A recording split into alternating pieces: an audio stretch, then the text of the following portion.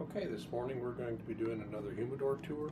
A while back I released a video that showcased the top level of this Humidor, and I have smoked some of them, but these are the cigars that are left from that top level rating.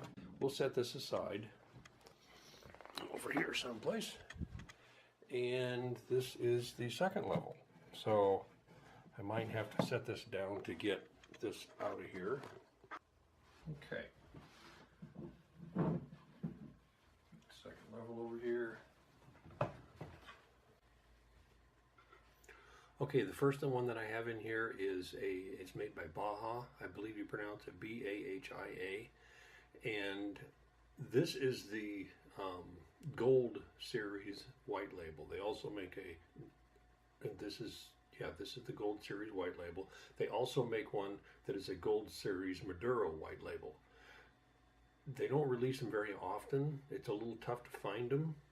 They're not terribly expensive. I think they're very good cigars, but for the last year I haven't been able to find them anywhere. There's other Baja cigars out there, but it's not these, and these are supposed to be ones that they release every once in a while. So I'm not sure what the story is on that or why I can't get my hands on it.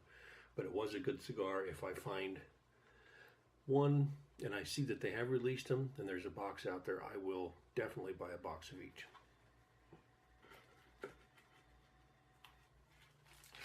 The next one I have is a Cuban Aristocrat. It's a Habano.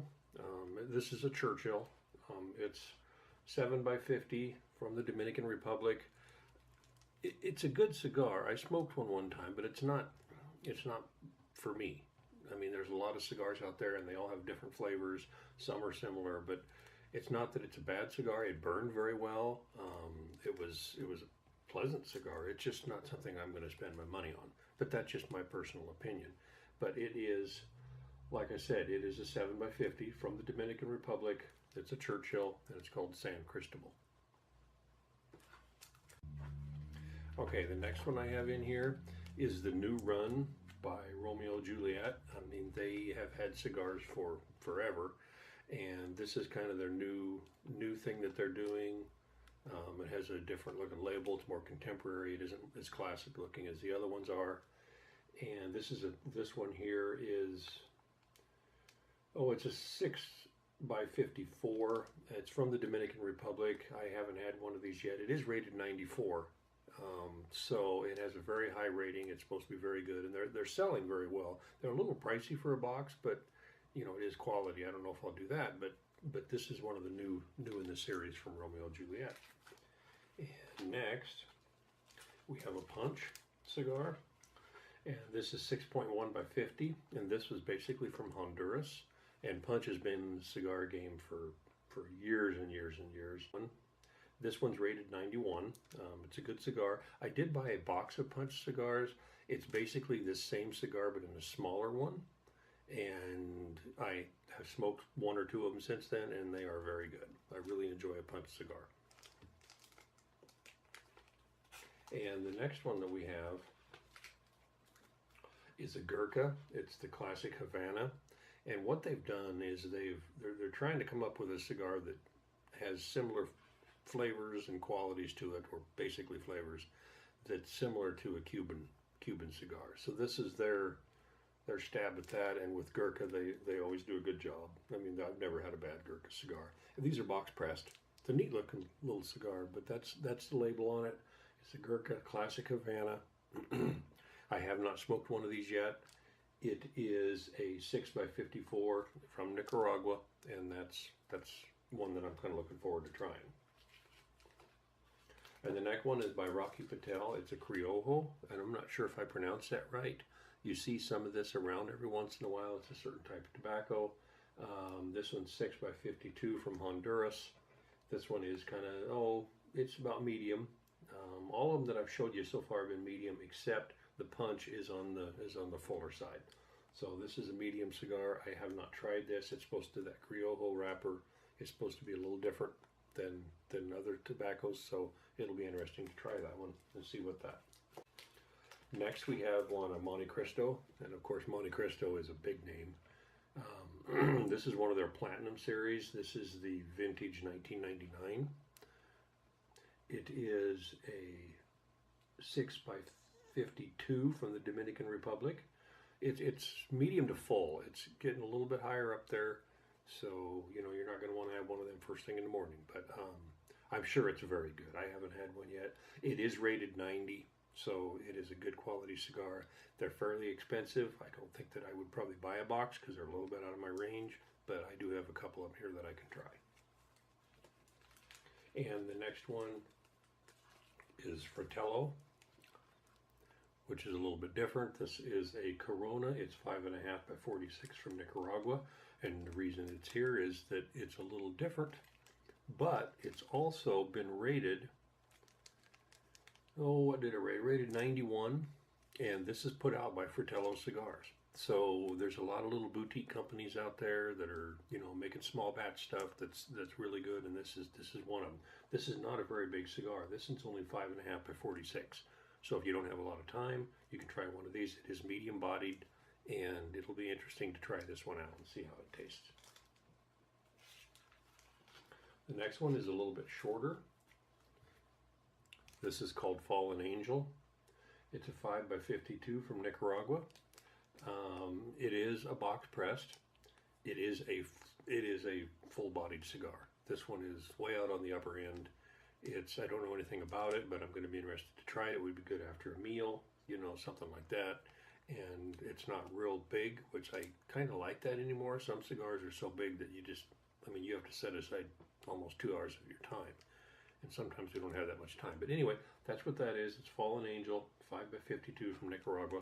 And we'll try that one someday.